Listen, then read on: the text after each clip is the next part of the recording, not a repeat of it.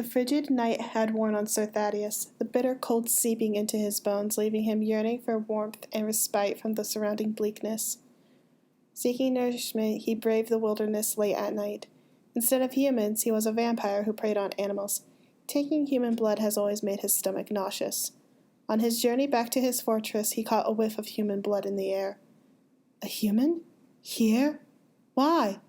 The scent led him through the dense undergrowth until he reached a chaotic and disheveled part of the forest. His eyes focused on a motionless body hidden among the bushes. Struggling to see who it was, he softly cradled them in his arms and escorted them to the path. Upon reaching the path, he placed them down to examine them more closely. The path seemed to open up, with fewer trees blocking the moonlight that now bathed the surroundings in a gentle, ethereal glow. Once the moonlight hit the individual's body, Thaddeus could see that it was a girl, and judging by her clothes, he deduced she was a highborn one too. Her face coming into view surprised him as he realized she was the lady of the land. It hadn't been that long since she had saved his life.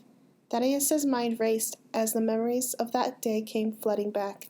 A false accusation was made against him for killing a farmer's animals just 2 days ago.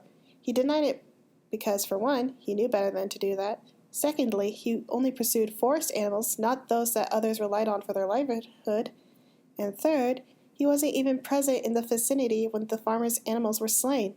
Just as he was about to be set on fire, she appeared. What is going on here? Her gentle voice pierced through the crowd. Several people were taken aback by her presence there. One of the townspeople ran to her and informed her of the situation. Thaddeus saw what appeared to be a courtier quickly shooing the townsperson away. My lady, what are you doing here? I heard about a disturbance in town and I wanted to see it myself. Well, no need to fret, my lady.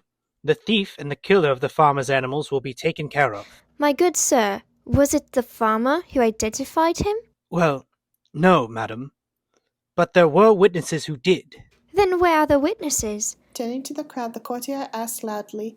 Who among you witnessed this man kill the farmer's animals? Not a single person spoke up or even moved towards her. Well, no one has come forward, so release him. But, madam! Unless the farmer can identify the culprit, there's no need to execute him. From afar, the farmer and his family arrived. Mr. Tom, was it your animals that were killed? Yes, my lady, he said as he bowed. Mr. Tam came up from his bow and looked at Thaddeus. As he looked at him, Mr. Tam's face twisted with confusion. Is this the person who killed your animals, Mr. Tom? The lady asked, while gesturing over to Thaddeus. No, madam. As anyone in our country knows, Sir Thaddeus was away when the incident happened. The lady's face was disturbed, not by what Mr. Tam stated, but by the courtier's comment. Well, you heard him. Sir Thaddeus was not the culprit. Release him immediately, and you, sir, will apologize to him. The courtier did not look pleased, yet he reluctantly complied with the orders given to him. Thaddeus, freed from his restraints, approached the lady with a deep bow and respectfully extended his hand. She nodded her head and, to everyone's surprise, got off her horse. She went towards him and then asked as she looked at his wounds, Are you all right? I am, my lady. He was surprised that the lady of the land would care about people who were under her. She swiftly retrieved ointment and bandages from her intricately embroidered saddlebag. Shock washed over the courtier. He attempted to prevent her, but she brushed him off, and in that moment, she gave him a glance that sent shivers down Thaddeus' spine. Please take care of yourself, Sir Thaddeus, she said as she bandaged up his wounds. I will, milady. And then with a bow, he bid her adieu. That was the last time he saw her, and now here she was, bleeding out, unconscious, and her clothes in disarray. He urgently checked her pulse. It was feeble and rapidly diminishing. The state of her condition appalled him, and he believed that she did not deserve such treatment. He touched her forehead to check for signs of fever or distress. It was cold. She is dying, and she is fading fast. She must have been out here for hours. Thaddeus felt his heart break. Whenever he heard about her, everyone always portrayed her as fair, kind, and just. If he had only discovered her earlier, he could have rushed her to the doctor or brought her to his home to seek help from someone more skilled than himself. The only thing he knew in that moment was she was going to die if he didn't do something soon. In that moment, an unsettling idea crossed his mind. If he could turn her, she would at least be alive. However, people would no longer see her as human and would ostracize her. He checked her pulse again. It was alarmingly weak, and he felt her heart intermittently stop, sending waves of panic through him. He was out of time. "Please, forgive me." He said it with tears in his eyes. Thaddeus drew his fangs to her neck and began turning her into a vampire. Partway through, he felt his fangs tingle. It was unpleasant and unexpected. Never had this occurred prior. The longer his fangs lingered, the stronger the tingle grew. Retracting his fangs, he then examined the spot where he had bitten her. The area was glowing in a pale light, and her blood was shimmering iridescently. The light became stronger as it spread across her entire body. He attempted to avert his gaze, but his eyes were drawn to where he had bitten, only to find the bite marks vanished. After he examined her other wounds, and they, too, were closing and healing. Soon the light became too bright for him, and he had to close his eyes.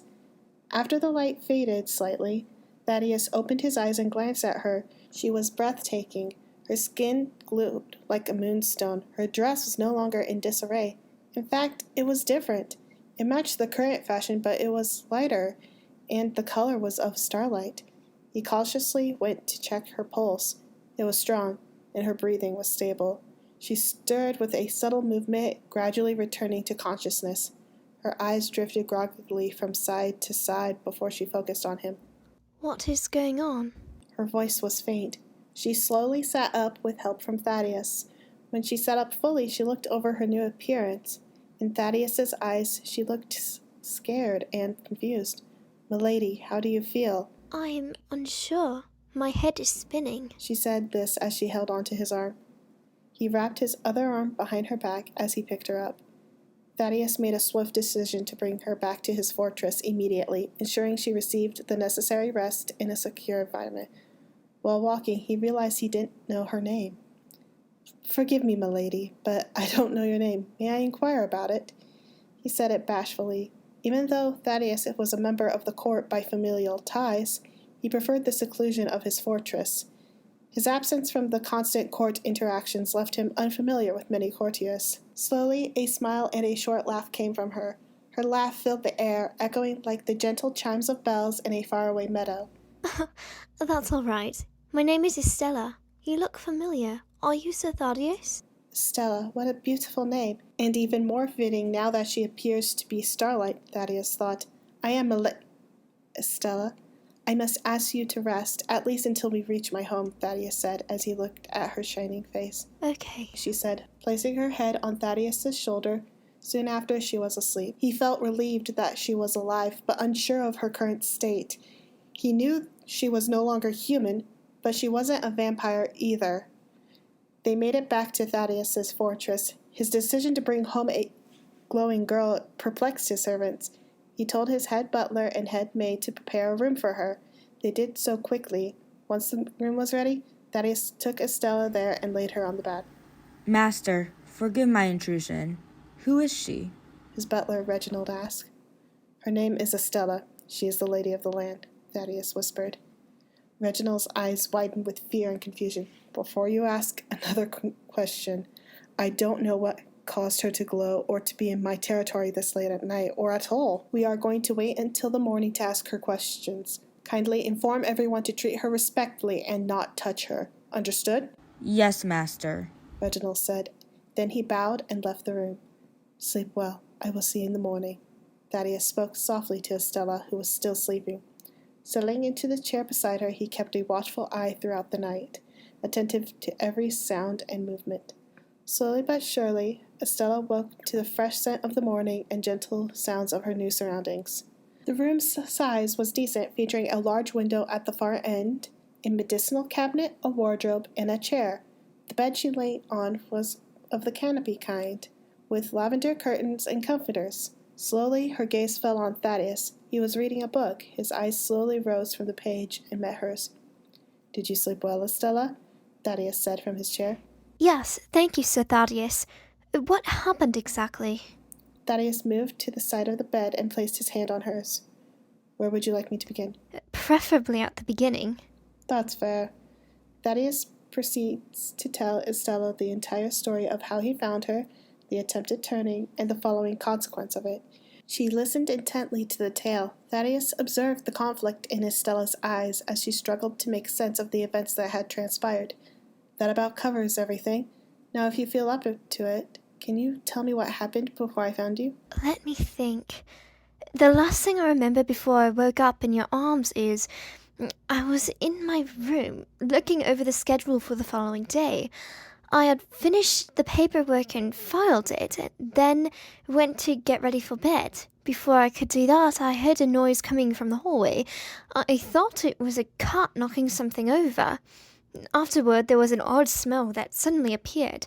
It was potent, and that's it. That's all I remember. Thaddeus thought. An odd smell before being knocked out. He went to the medicine cabinet and grabbed a small vial. He opened the vial. Is this what you smell?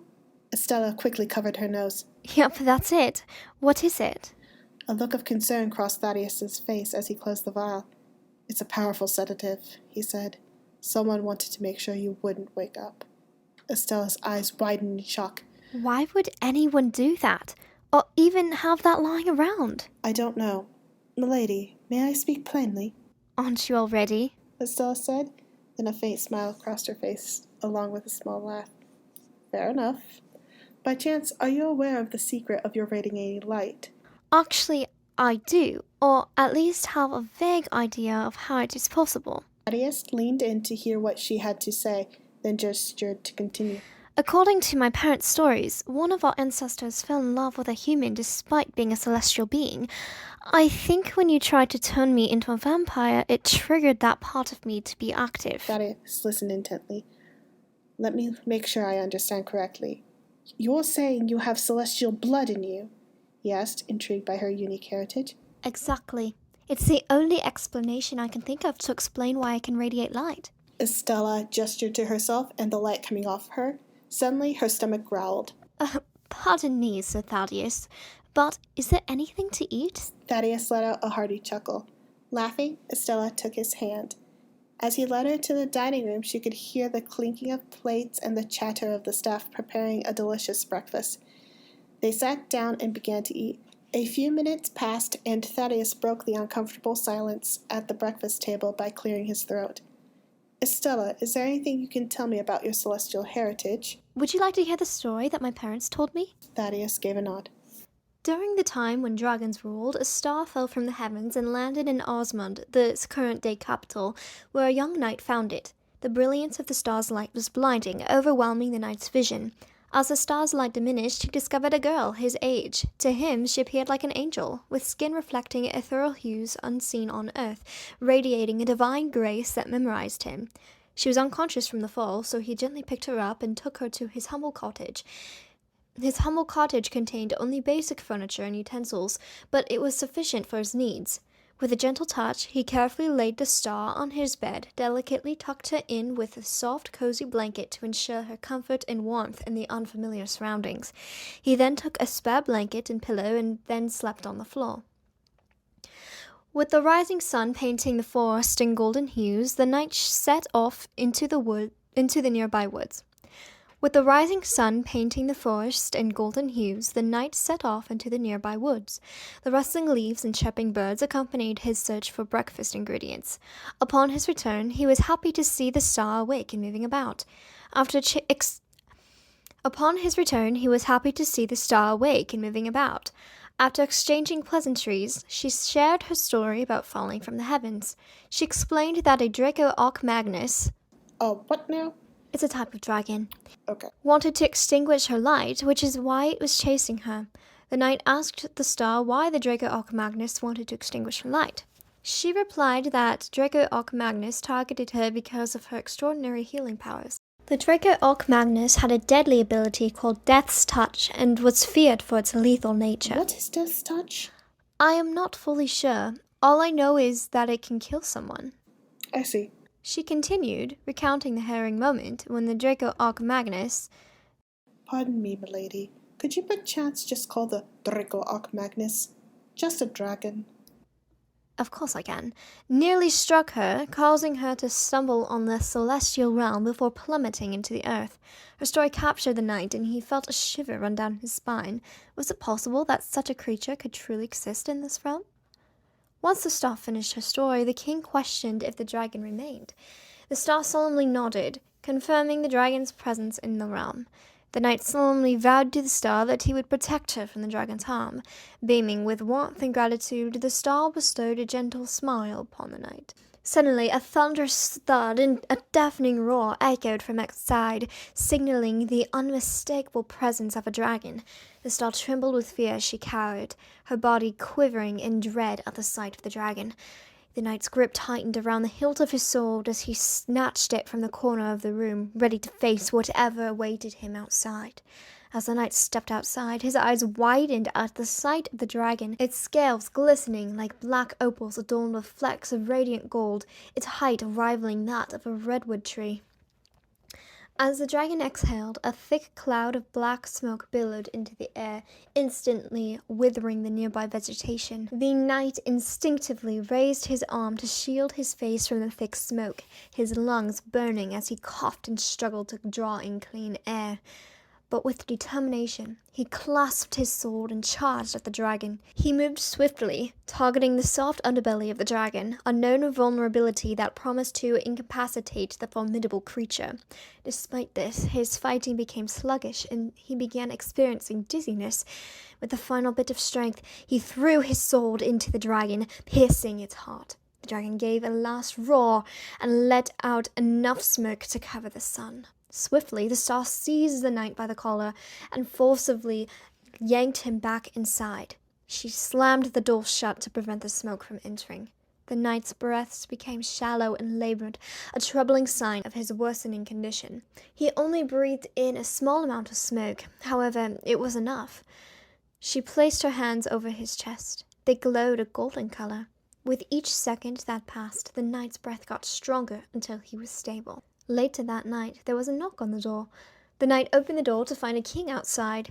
He dropped onto one knee, and the star mirrored his gesture, both showing respect and deference to the king. After being told to rise, the knight asked the king what he was doing here. The king remarked that several townspeople saw black smoke arise from the forest. Knowing that the knight lived out there, he wanted to check on him. The knight expressed gratitude for his concern. With a curious expression, the king then looked over at the star and gestured. The knight recounted the events to the king, explaining how the dragon had come to that part of the woods. The king pondered everything and expressed gratitude to the knight for his actions. He then asked the star if she had any way to get home or any family she could stay with. She replied she did not, and that there was no way she could return to the heavens in this lifetime. Then, to the knight's and star's surprise, the king asked the star if she would be his daughter. You see, the king has no heir, so there would be no one to rule after he was gone. After a moment of thoughtful silence, the star nodded in agreement to become the king's daughter, her eyes shimmering with a complex tapestry of emotions. As years passed, the star and the knight developed a close friendship that eventually blossomed into marriage. And that's it. Estella stated at the end of her story. Are you sure? Pardon me, but I feel like there are some parts missing. I know I asked my parents about that too, and they said all the other texts are gone, destroyed with time. I think that there's something important missing, Estella said with a sad tone. Thaddeus nodded. He didn't think that the texts were just gone with time. With as much information missing, it is likely that someone destroyed those texts. His mind wondered what was so important in those texts that they needed to be destroyed. After breakfast, they made their way to the study to discuss what steps they would have to take. Estella, can you tell me about your day today? What good would that do? It might give us insight into the motive behind what happened last night. That is fair. Do you have any parchment? Thaddeus nodded and pulled out some parchment and a quill. Estella then drew a map of her castle. In the morning after... How detailed do you want me to be? As much as you want. In the morning after breakfast and getting dressed, I meet with the council and courtiers about the grievances and ways I can support the people. That takes the entire morning and a good part of the afternoon. Afterward is lunch and sometimes meeting with a new suitor for a few hours, test his character, then send him on his way. After that, it's dinner, then bed. That's not a lot. I know most of the day is meeting after meeting, etc. Her voice held melancholy within it. Thaddeus wondered if she even had any time to herself. That much pressure on anyone can take its toll. Estella finished the drawing of her castle and all its rooms. Should we discuss what we are going to do next? Yes, we should, Thaddeus said. Several hours passed and they finally decided to head to her castle to search for any other information about her celestial heritage. They both knew that it would be a dangerous endeavor. Thaddeus assembled his men to handle potential issues ahead of their arrival. Master, are you sure that is a good idea? Reginald said as he helped his master into his armor. No, I don't think it is, Reginald. But what other option do we have? Also, the people need to know that she is alive. Thaddeus straightened out his arm bracer. Even after the transformation, her character hasn't changed. She has taken everything in stride, or at least to her ability, he said. Master, may I speak plainly? Thaddeus nodded. From everything you told me, her story matches that of the Lady of Light. The Lady of Light? From the fairy tales? Yes, it is said that during her reign, there was peace and happiness throughout the entire land. If Estella is a descendant of her and now has her abilities, peace will come once again. Remind me, Reginald, what were the Lady of Light's abilities? I can't recall, Master. Besides glowing, it has been so long since I heard the tales. Perhaps you will find the answers in the castle. Reginald said as he tightened the last bit of armor. Thaddeus took a deep breath and prepared himself for what had to be done. He made his way to the courtyard to see Estella already on a horse dressed in gleaming silver armor. According to the attendants, when they put the armor on her, it transformed into a dress. It was still solid metal, but it moved like fabric. Thaddeus got on his horse and set off to Estella's castle. Surprisingly, the journey there was eerily quiet. Estella looked at Thaddeus with a worried expression. So was he. Making it to the castle shouldn't have been so easy. His men whom he sent ahead found nothing. They stopped just behind the castle. There was a secret passage they could access. However, they could only access it on foot. Thaddeus dismounted his horse and went to help Estella off hers, but she was already off. As they reached the passage entrance, Estella suddenly grabbed Thaddeus's arm. Something is not right, she whispered. Thaddeus gently put his hand on hers. I promise, my lady, I won't let anything happen to you. Thaddeus pulled out his sword, then gave a nod, and they entered the passage. Estella's soft light illuminated their path, casting a gentle glow that made lamps or torches unnecessary. The passage was long. It then connected to more passages. Estella pointed to one passage. That one will lead us to the library. Her voice was soft and shaking. Something was scaring her, but Thaddeus didn't know what. They pressed on. Upon reaching the door, Estella once again held on to Thaddeus's arm. Was it possible that she could feel an unwanted presence? With great caution, Thaddeus gently pushed the door open, making sure not to make a sound. Someone shot an arrow at Estella. He quickly caught it and then crushed it with his hand. Well, well, well, this is a surprise. Sir Thaddeus, I didn't expect this. I thought the sun burned vampires. It was the courtier from before. Lord Phinehas! Estella stopped, and her eyes widened. I remember that cologne right before I passed out. I could smell it. It was you who released it into my room. Why? Tears streaming down her radiant face. Your Highness, you must be mistaken. It couldn't have been me. Then why did you look surprised to see me alive, then shoot at me? Phineas's eyes darkened with hate, his tone bitter. Why, aren't you clever? It should have been me. What are you talking about? You should have chosen me as your suitor. But no, you didn't even pick anyone that came before. That's why you attacked me. Do you want to know why I didn't pick any of the suitors you chose for me? What reason could you have to deny all 40 suitors? Thaddeus's jaw dropped. She said no to 40 suitors? There must have been a reason to reject so many suitors. You and all the suitors were cruel. You would beat and belittle my staff, attempt to steal from the treasury.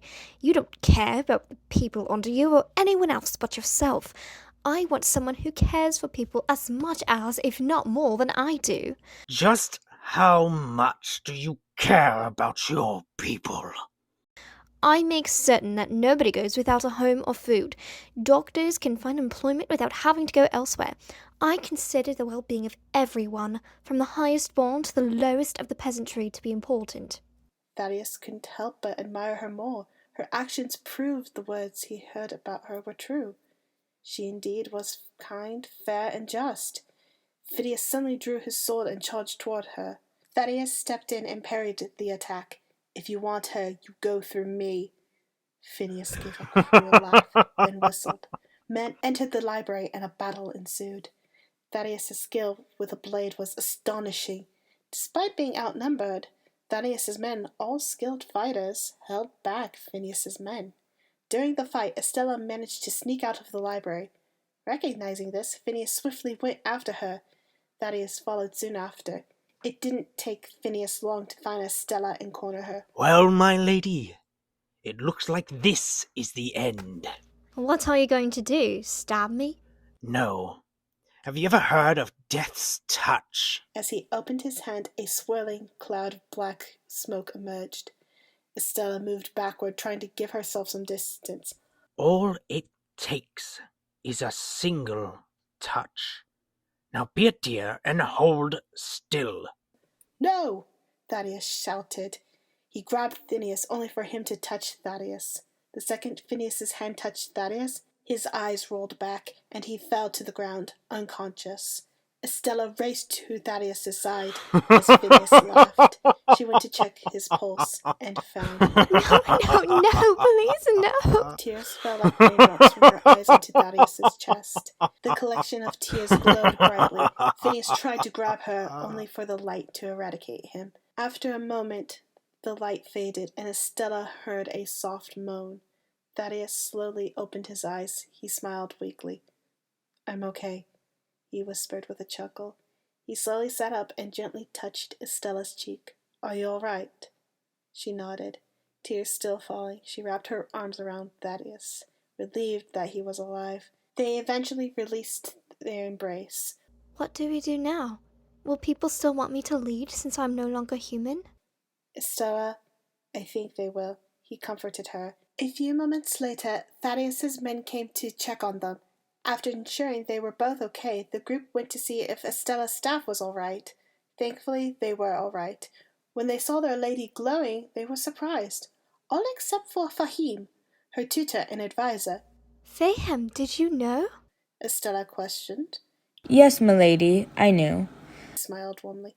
I have studied the ancient texts long enough to know that something like this would happen. I knew everything except for how long to activate the celestial blood. By the way, milady, how did you activate it?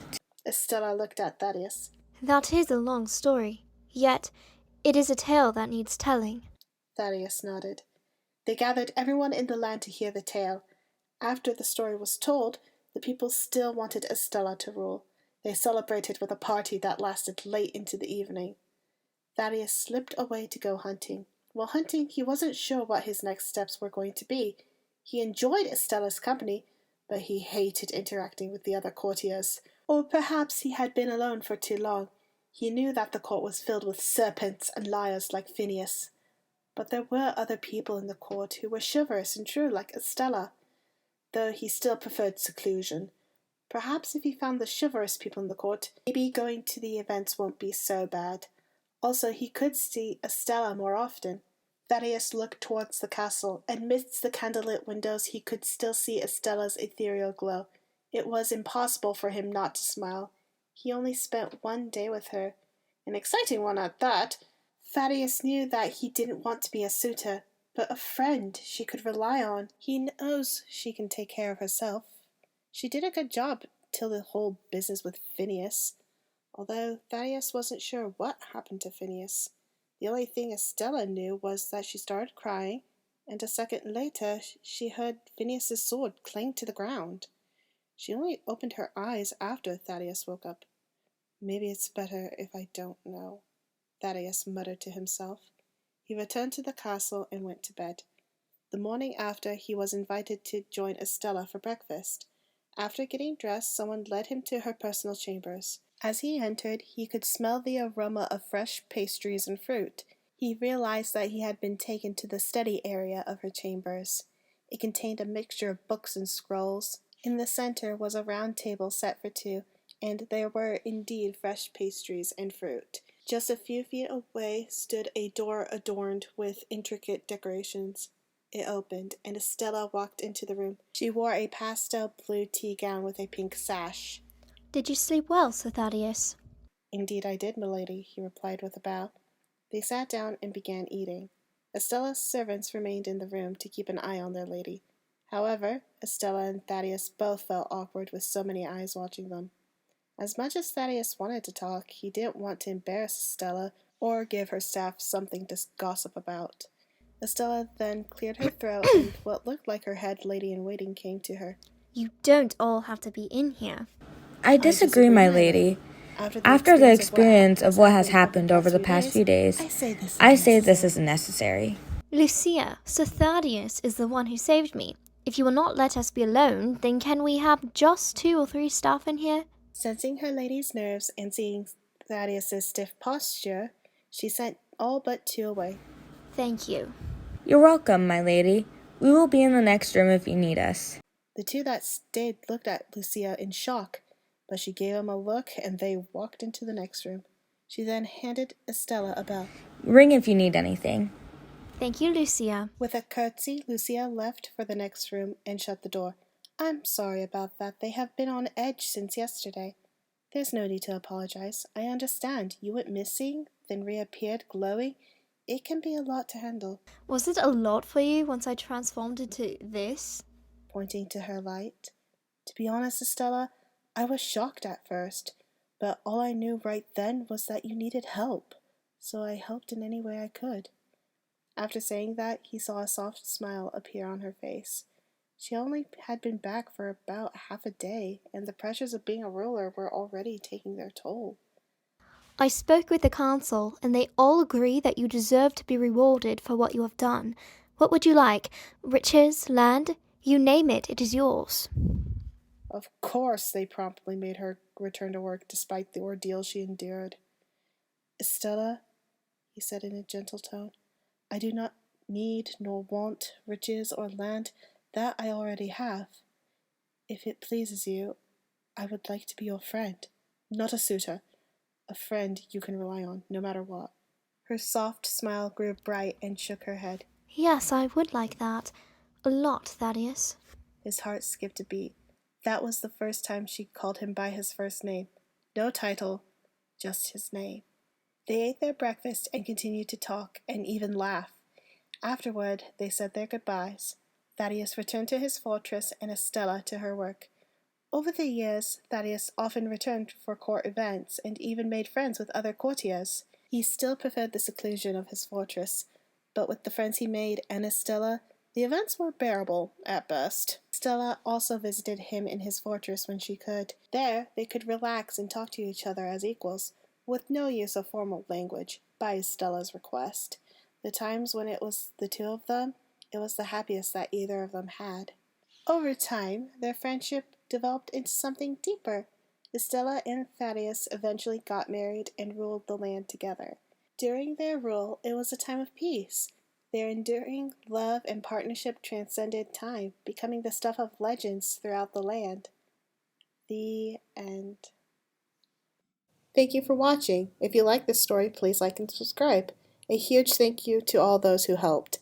Kaelyn Johnson as Estella, Jaykob Parsons as Lord Phinehas, Lilly Ryder as Mr. Tam, Reginald, Fahim, and Lucia, and Bhagat, who introduced me to Jaykob.